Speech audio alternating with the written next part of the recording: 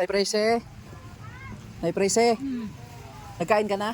Ay, May dala akong pagkain, Nay.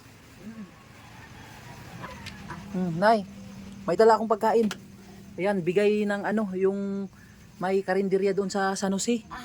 Oo, sinabihan ko kasi na ano, na sabi ko may binibigyan-bigyan ako si Nanay Prese. So, kung mayroon kayong ibigay, baka pwede naman. O yan, Nay, bigay niya pagkain, ulam niya, Nay. Siguro adobo sigurong ulam niya, Nay.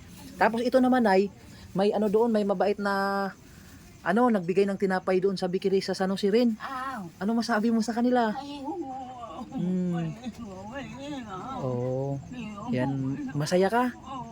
Oo. Sige, sige, Nay, ha. Nay, di na ako magtagal, ha. Oo, sige, dito na ako, ha. Sige, Nay. Ayan, guys, uwi na tayo. Hinatid na natin kay Nanay yung tinapay at saka pagkain niya. Dito na ako, Nay. Sige. Dito tayo ngayon sa Isabel Unlimited Lugaw. Yan, dito ito sa San Jose. So, minessage niya kasi tayo na daanan natin yung ibigay niya kay Nanay Presi na pagkain. Madam! Saan yung ano? Ito na yung para kay Nanay Presi. Ayan, ayan guys, so bigay ni... Anong pangalan mo, Madam? Madam Bibi, ayan. Bigay niya kay Nanay Presi. Ayan. Sa mga gustong kumain pala dito, ayan, no? Harap lang siya ng Lovely Cakes. Ayan po.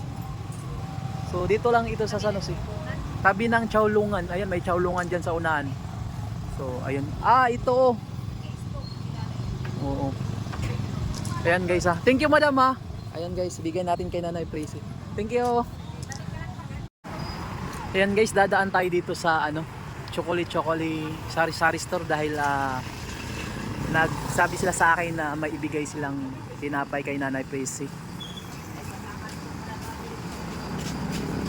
Hello!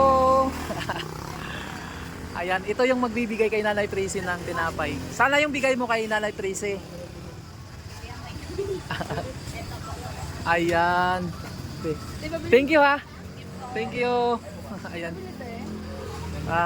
Mahihain siya kaya nakatago. Ayan guys, uwi na tayo.